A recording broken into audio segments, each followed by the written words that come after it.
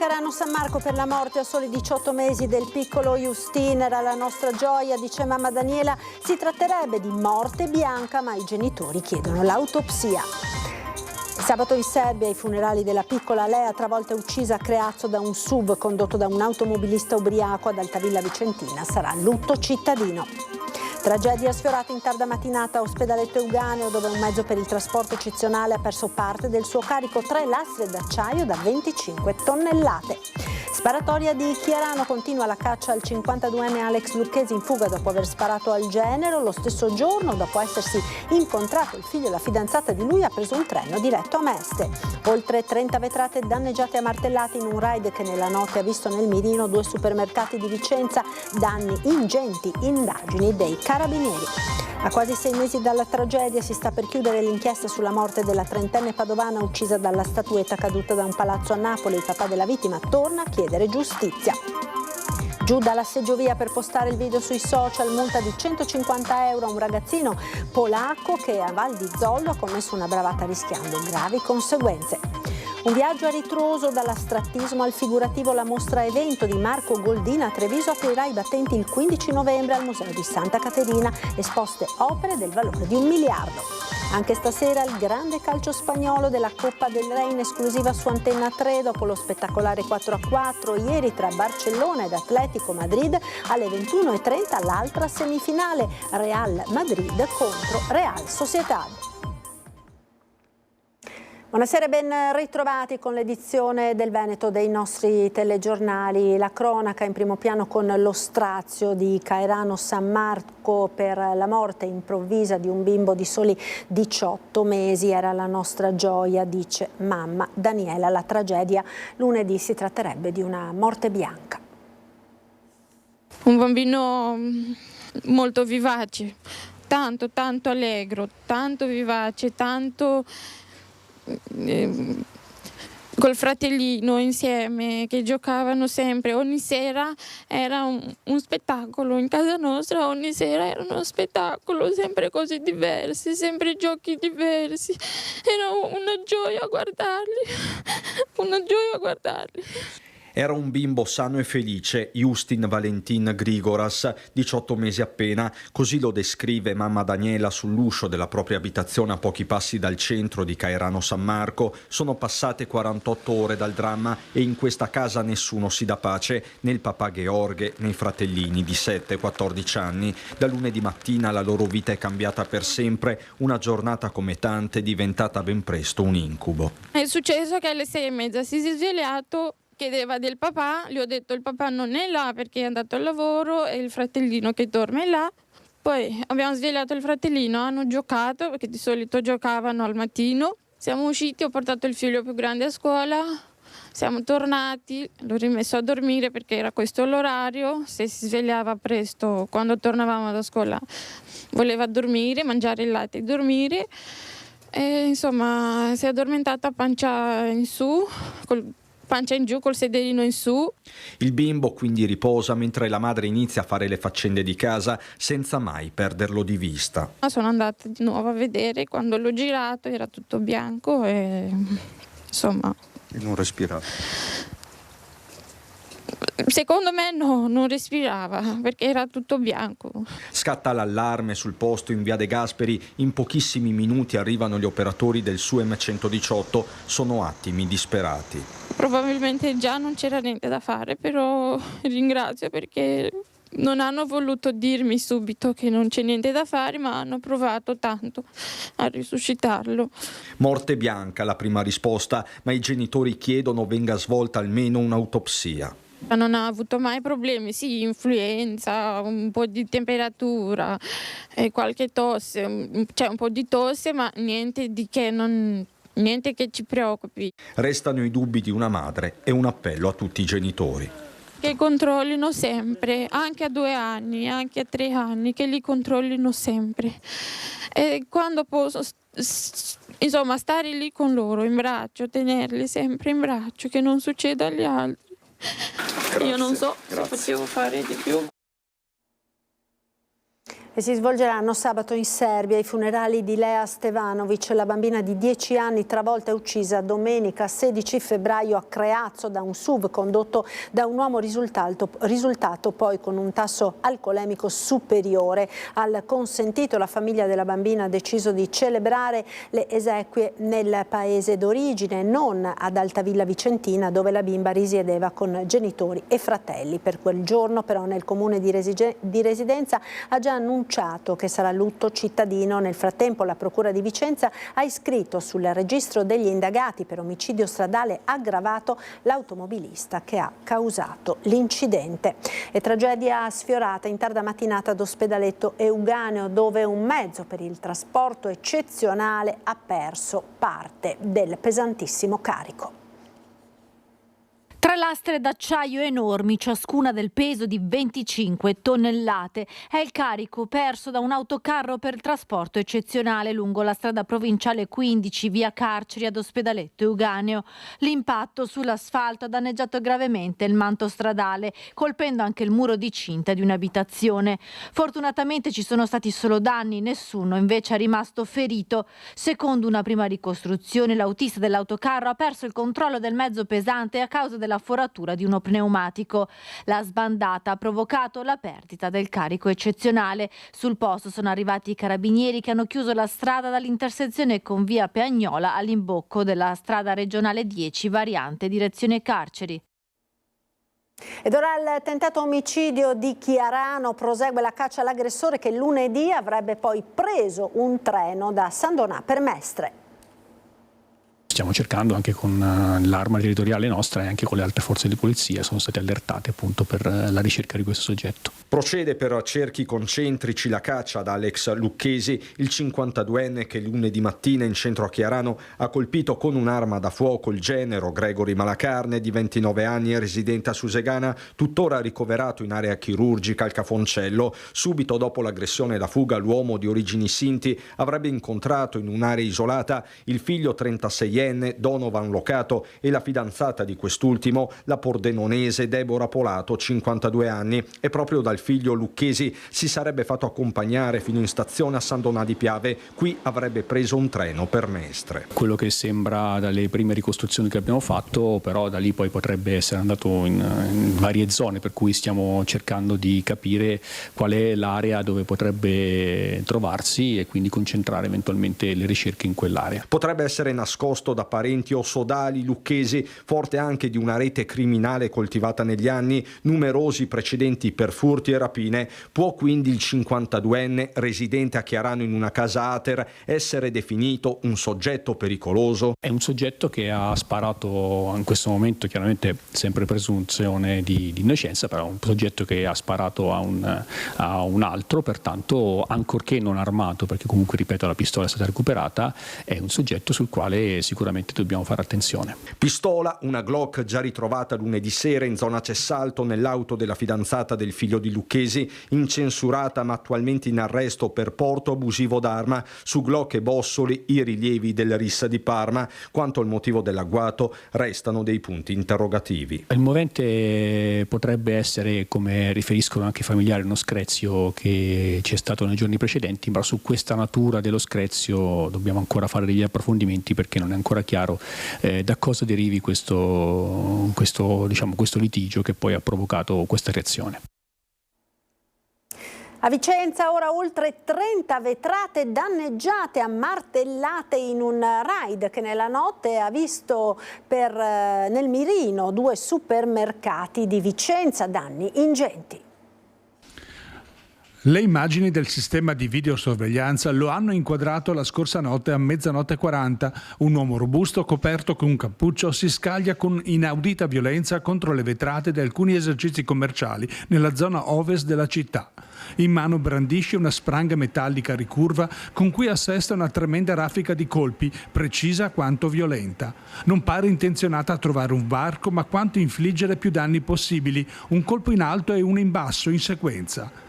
A scoprire quanto accaduto questa mattina i dipendenti di 2 supermercati, quello al Villaggio del Sole e quello di strada Cattane, dove inoltre è stato bersagliato anche il bar annesso.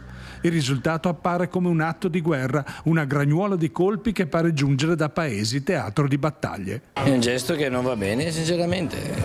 Siccome che ne avevo sentito che non siamo solo noi, hanno fatto anche all'Aldi, se non sbaglio, lì vicino al teatro comunale.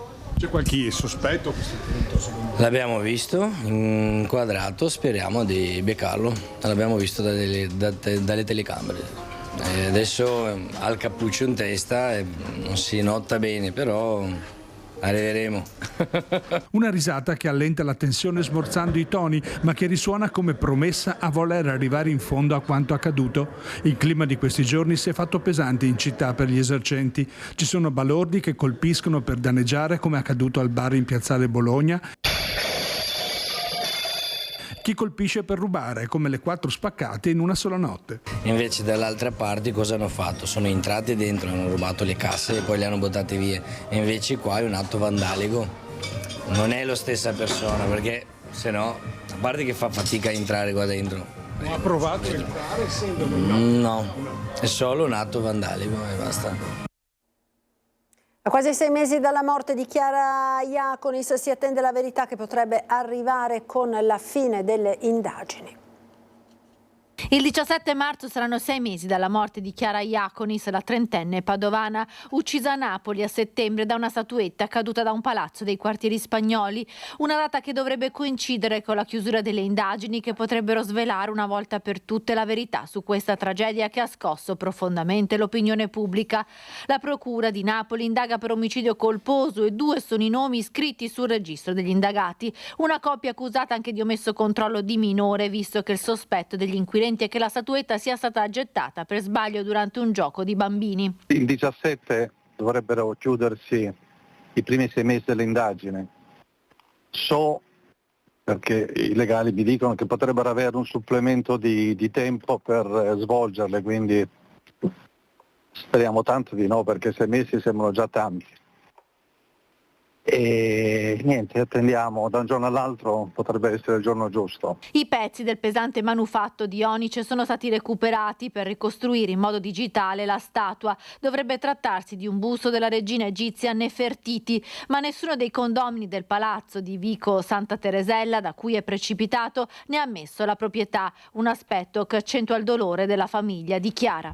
Tutti si sono stretti a noi, tutti, la città di Padova, la città di Napoli, tutti i conoscenti, familiari. È stato proprio un abbraccio corale da parte di tutti. Gli unici che dovrebbero fare un passo avanti ancora non l'hanno fatto, ma mi auguro che presto siano messi alle strette dalla magistratura con le prove che sono convinto abbiano raccolto e che ci porteranno, spero a brevissimo, io confido che tutto si chiuda nella prima metà di marzo. Confido che i responsabili, almeno dal punto di vista della magistratura, vengano fuori. Giù dalla seggiovia per postare il video sui social, multa di 150 euro ad un ragazzino di nazionalità polacca. Eccola la mossa fulminea, evoluzione di una sorta di parkour compiuta da un ragazzino di nazionalità polacca in vacanza in Val di Zoldo. Lo si vede seduto sulla seggiovia di fianco a un compagno, si presume che lo sta filmando con uno smartphone in attesa di trovare il punto giusto per saltare. Quanti metri? Probabilmente un paio, forse qualcosa in più. Missione compiuta, il video può finire in rete. Peccato che ad osservare la bravata poco distante ci fossero gli addetti agli impianti di Pala Favera che hanno subito chiamato gli operatori del servizio sicurezza e soccorso piste in montagna della Polizia di Stato. Il fatto è accaduto lo scorso 21 febbraio e il ragazzino per miracolo non ha riportato lesioni o ferite di alcun genere ed è andata bene perché non è raro che sotto lo strato superficiale di neve possano nascondersi insidiose rocce o arbusti che possono causare conseguenze anche gravi. Il ragazzino tutto sommato è stato collaborativo con i poliziotti ai quali spontaneamente ha consegnato il video. A suo carico è stata elevata una sanzione di 150 euro per scorretto uso dell'impianto di risalita. La Polizia di Stato dal canto suo rinnova l'invito ad assumere comportamenti corretti a tutti gli sciatori, ricordando che l'attività presenta innumerevoli rischi e per questo motivo richiede di essere affrontata con estrema diligenza. Una ricompensa di tasca sua a chi aiuterà l'amministrazione comunale ad individuare il lanciatore seriale di lattine dal ponte. A dirlo è il sindaco di Monte di Malo a fronte di un'area naturalistica deturpata dai rifiuti. Ci sarà una ricompensa per chiunque permetterà di individuare il soggetto che da circa un mese e mezzo continua a lanciare lattine di birra vuote in corrispondenza del ponte sulla provinciale in località Gamba.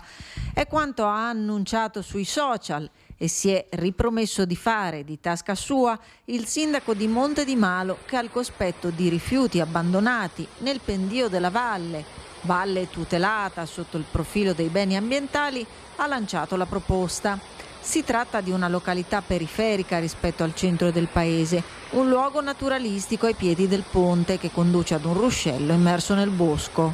Abbiamo deciso quindi di passare i fatti e di chiedere una collaborazione alla popolazione, dando anche una ricompensa economica a chi segnalerà la persona che continua a commettere questo scempio ai danni dell'ambiente. Sanità, il monitoraggio nazionale dei LEA, i livelli essenziali di assistenza per il 2023, ridefinisce la classifica delle migliori regioni per assistenza sanitaria. Il Veneto, con un punteggio medio di 96 punti su una scala di 100, scalza l'Emilia-Romagna in cima alla classifica grazie ad un forte miglioramento nell'area della prevenzione. Esulta il centrodestra, in particolare la Lega. Le pagelle del Ministero della Salute premiano la sanità veneta, dice il segretario veneto del Carroccio Alberto Stefani. Complimenti al presidente Zaia, al lavoro svolto da medici, infermieri e tutti gli operatori sanitari. Il Veneto si conferma dunque modello nazionale. Per la Lega non è una novità, motivo per cui abbiamo chiesto l'autonomia, continua Stefani, proprio affinché le regioni avessero uno sprint in più. Non vendiamo i nostri aeroporti ai francesi. Il consigliere regionale Joe Formaggio va all'attacco della possibile vendita di Save ad un gruppo francese. Il Veneto ai veneti e l'aeroporto di Venezia ai francesi? A innescare la polemica è il consigliere regionale di Fratelli d'Italia Joe Formaggio, secondo il quale l'ipotesi di cessione di Save, società che gestisce anche gli aeroporti di Treviso, Verona e Brescia, al fondo francese Ardian, rappresenterebbe un colpo durissimo per il Veneto e per l'Italia. Dopo la svendita delle banche venete, il trasferimento del controllo delle multi-utility a Bologna e la perdita dei nostri poli fieristici. Formaggio chiede con urgenza che il presidente Zaia convochi il presidente di Save e venga in aula a relazionare su cosa stia succedendo alla principale infrastruttura del turismo veneto, un tempo in mano pubblica. A stretto giro risponde il presidente dell'intergruppo Lega-Liga Veneta Alberto Villanova con toni tutt'altro che concilianti. La struttura societaria del gruppo Save, dice Villanova, è già oggi composta da numerose realtà estere con risultati che parlano da soli. Anche la libertà di scegliere cosa fare a casa propria è una declinazione del Veneto ai veneti. Villanova riserva poi una stoccata al compagno di maggioranza, dicendosi più preoccupato dal centralismo romano e da chi lo sostiene per sacrificare gli interessi dei veneti e del Veneto. Se Villanova si augura che l'uscita di Formaggio sia a titolo personale e non del suo partito, cosa che effettivamente pare essere, il consigliere di Fratelli d'Italia non molla e si dice non solo al lavoro per ottenere risposte urgenti anche da Palazzo Chigi, incluso il Golden Power, per impedire il passaggio della gestione degli aeroporti veneti sotto controllo straniero. In Veneto c'è un nuovo soggetto politico, nasce ufficialmente Vale, una rete di amministratori locali che attraverso un contatto diretto con i cittadini si pone come polo civico della politica regionale. L'area politica è quella di centrosinistra, ma la porta è aperta al dialogo per chiunque condivida gli obiettivi e gli elementi fondanti dell'associazione Vale, la Costituzione, un europeismo convinto e l'Agenda ONU 2030. Nata nel marzo 2024 sulla scia di Vela, Veneto Laboratorio Civico, Vale un movimento che ora ha una rappresentanza politica ufficiale in Consiglio regionale. L'idea è quella appunto di rappresentare tutte quelle realtà civiche che hanno consentito di vincere alle forze democratiche in tante parti del Veneto, ma che non hanno una rappresentanza a livello regionale. Io ricordo che la mia stessa esperienza a Padova, ma l'esperienza di Vicenza, l'esperienza di Verona, hanno tutte, diciamo così, coinvolto il mondo civico in modo significativo. Non solo Consiglio regionale, ma anche comuni. La presidente dell'Associazione Vale è la sindaca di Silea, Rossella Cendron. Gli amministratori locali, dice, sono i primi che possono riconquistare la fiducia dei cittadini. Ed è più importante ancora del dialogo con le forze politiche, quello di recuperare questo legame di fiducia con i cittadini. E chi può meglio farlo? Chi ha già raccolto la fiducia dei cittadini nelle amministrazioni locali. Una connessione con gli amministratori locali è un modo per poter avere delle informazioni, ma anche avere delle proposte che possano essere utili in tempi brevi per risolvere problemi reali. La salute è il primo punto fondante del manifesto, con un impegno a difendere e sviluppare la sanità pubblica di prossimità. Manuel Remonato, consigliere comunale a Bassano del Grappa e portavoce di Vale. Noi siamo partiti dalle liste di comunità e quindi siamo partiti dall'essere radicati nel territorio. E il territorio ha una leadership che non è di un solo leader che mette davanti la faccia, ma di tante persone che parlano con la gente, le persone che vivono il territorio. Un dialogo aperto, un dialogo che secondo me può anche cambiare quello che è il baricentro politico di questa regione, con una leadership, mi auguro, diversa già dalle prossime elezioni regionali. Da Picasso a Van Gogh, Marco Goldin torna a Treviso con una nuova mostra al Museo di Santa Caterina. Più che partire, come sarebbe sembrato logico ovviamente dal punto di vista storico-artistico, dalla metà dell'Ottocento, ho scelto di partire invece proprio dagli ultimi decenni del Novecento e in un percorso, in un vero e proprio viaggio, che credo si sia capito questa mattina qui al teatro, in un vero e proprio viaggio a ritroso. La grande pittura astratta americana del secondo Novecento, come in Ad Reinhardt, si dà anche per filamenti del colore. 61 opere, 100 anni di storia dell'arte raccontata con un percorso a ritroso per rintracciare nell'arte moderna le impronte di quella figurativa che l'ha preceduta. Goldin torna a raccontare una storia, crea momenti, fa dialogare opere e autori, direttore d'orchestra con i suoi strumenti. Fare un percorso diverso per rendere immediatamente percepibile al visitatore, quando entrerà a Santa Caterina, il dato della contemporaneità, della storia e della pittura. €1 miliardo il valore delle opere esposte, capolavori custoditi al Toledo Museum of Art in Ohio e ancora di più nell'anima del curatore che, studente a Venezia, a Ca' Foscari, scoprì i racconti dell'Ohio di Sherwood Anderson e ne rimase affascinato. E c'è da scommettere che anche questa mostra, la firma di Goldin, è sulle 10 esposizioni più visitate d'Italia, farà centro. Prova ne è un teatro Mario del Monaco da tutto esaurito per la presentazione Da Picasso a Van Gogh, con una lezione magistralis su una prima ventina di opere, cui potrebbe seguirne un'altra per il grande pubblico. Aver convocato una conferenza stampa 24 ore fa e avere riempito di 700 persone il teatro, per me è una cosa che non mi sarei mai aspettato, poi la pioggia e tutto, quindi veramente incredibile. Goldin sceglie la sua Treviso, unica città d'Europa ad ospitare i quadri del Toledo, che riorganizza la sua collezione e ne autorizza il prestito.